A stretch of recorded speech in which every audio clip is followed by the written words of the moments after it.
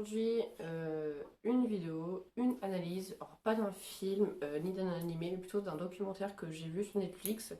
Donc son nom qui était donc Identité trans au-delà de l'image et donc Disclosure avec mon accent super English. Il est sorti récemment sur Netflix. La plupart, même je dirais toutes les personnes qui parlent dans le documentaire sont des personnes soit MTF, soit FTM. Il y a plus d'MTF par contre. Vous allez vous calmer. Excusez-moi, il y a Mera avec moi. Donc il y a plus d'MTF qu'autre chose. Ça nous a appris beaucoup de choses. On a appris déjà que les personnes en fait transgenres font partie du cinéma depuis très longtemps et ont évolué en même temps que le cinéma. C'est-à-dire qu'avant, vraiment le début du cinéma où vous voyez que l'image était un petit peu en noir et blanc, quoi, hein, les premiers films, c'était beaucoup de la moquerie, c'est-à-dire que ça pouvait être un homme qui se maquillait et s'habillait en femme, et en fait on allait un peu se moquer de lui, ou même en fait sa représentation en elle-même, hein, vu que c'était donc une femme, était là pour faire rire en fait les personnes. C'était un moyen, voilà, de communiquer le rire du film au spectateur. On a trouvé ça super choquant. Vraiment, des fois, c'est dans l'excès, que ce soit dans la manière de marcher, parce que bah voilà, cette femme-là va porter des talons, donc elle va mal marcher sur ses talons. La manière de parler, la manière même d'être, d'agir. Voilà, au début, c'était vraiment pas représentant en tant que personne transgenre MTF, mais en tant que surtout de drag queen, de travestis. Voilà, donc vraiment des personnes qui en gros se déguisent pour représenter le genre donc, qui est différent d'eux, donc l'autre genre. Donc les hommes en femmes, les femmes en hommes. Mais voilà, c'est vraiment les clichés des hommes en femmes qui sont quand même le plus dur à voir. On a parfois été choqués, voilà, parce que nous on trouvait ça vraiment pas drôle. Même je dirais très déplacé, et ça pouvait même être dur à voir, comme bah, les personnes qui donc parlaient en dehors des extraits que ce documentaire passe. Voilà, on a par exemple l'actrice qui est dans Orange is the New Black, je disais mais moi les noms je ne les reconnais pas, qui s'est fait connaître surtout grâce à cette série-là, qui avait déjà fait deux, trois autres films juste avant. On avait même des FTM, on avait... il y a des animés, enfin il y a une sorte de série sur Nickelodeon, je sais plus c'est quoi le nom, ça me revient pas en tête alors que je l'ai en tête. Voilà, c'est un FTM, et des fois vraiment on ne pouvait pas savoir si les personnes qui parlaient étaient FTM ou MTF, mais la plupart elles l'étaient tous. Donc ils ont des beaux parcours, certains ont fait leur parcours star, il y en a voilà, qui n'ont pas pu forcément le dire auprès de leurs proches comme ils le disent. Après maintenant ça se voit qu'elles s'assument et qu'elles sont fières de ce qu'elles sont. Et au fur et à mesure que le documentaire passait, on voyait aussi donc les différents extraits, donc l'évolution du cinéma aussi. On a commencé à voir donc les films et les séries en couleur. On est arrivé quasiment sur des extraits d'environ 2018-2019, c'était les plus récents. Où là enfin on parlait vraiment des personnes donc transgenres, mais des fois parfois à l'extrême.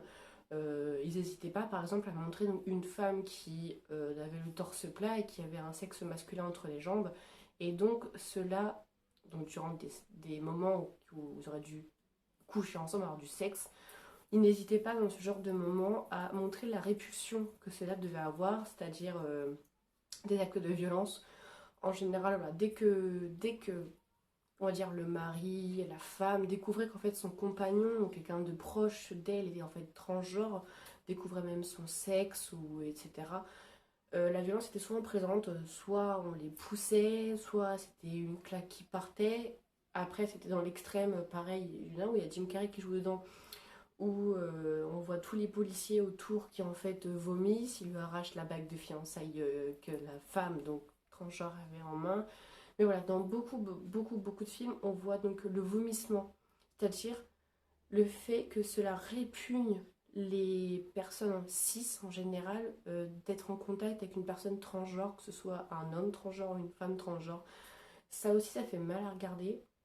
Moi, je sais que j'ai regardé deux films normalement où il y avait des personnes transgenres dedans. Je pense que là, dans les prochains jours, je vais commencer à en regarder plus, et au pire, je ferai, je pense, une sorte de petite liste peut-être avec des extraits, je verrai si je peux le faire ou pas, pour montrer les meilleurs, ceux à voir, ceux à ne pas regarder, ceux que je conseille, ceux que je ne conseille pas.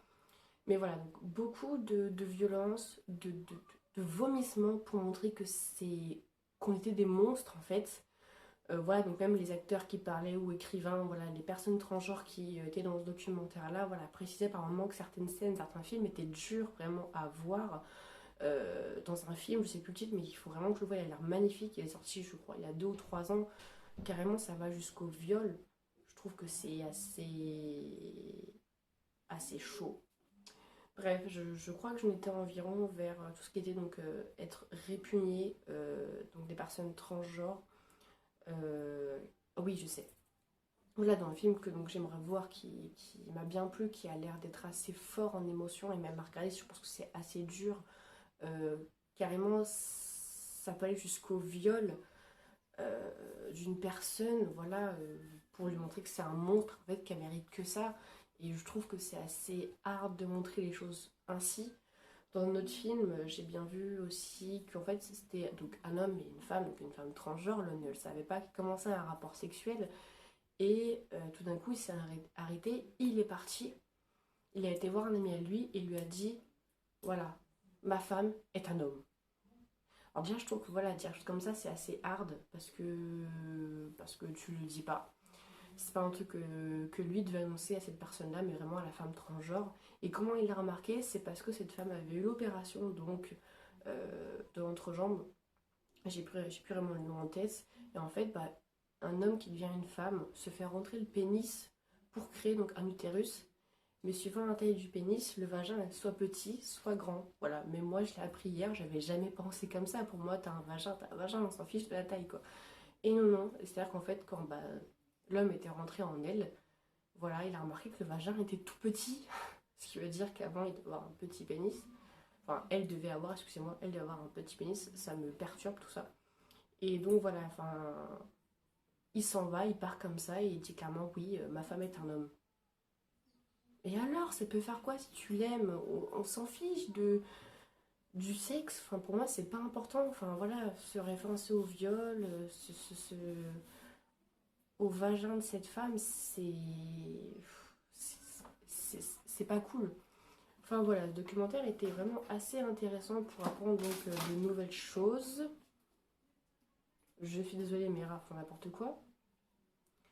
Euh, je vous le conseille. Donc voilà, le titre, je l'ai dit au début. Normalement, il sera sûrement dans ma description. Je vais vous redonner le titre. Mais voilà, on apprend vraiment plein de choses. Comment étaient représentées les personnes transgenres dans le cinéma. Aussi une chose, 2 choses même que je viens de me rappeler, c'est que certaines femmes transgenres ont déjà dû, dans un film, jouer le rôle d'un homme transgenre. C'est-à-dire quand j'ai encore été coupée pour la 2e fois. Je vais essayer de terminer cette vidéo-là au plus vite, parce que sinon je vais très vite m'énerver.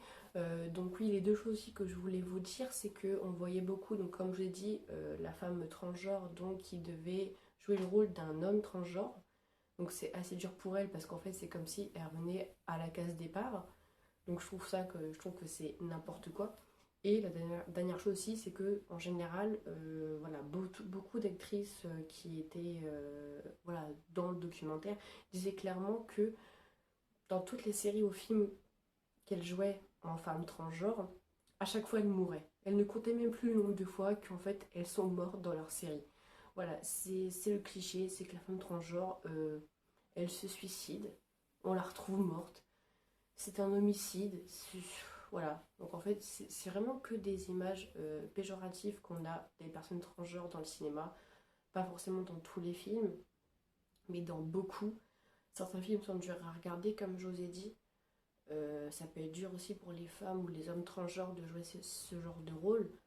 Enfin voilà, pour moi, je trouve que c'est bien de faire un documentaire de ce type, parce qu'on ne connaît pas forcément les origines, hein, depuis quand il y a des hommes transgenres ou des femmes transgenres qui jouent dans le cinéma.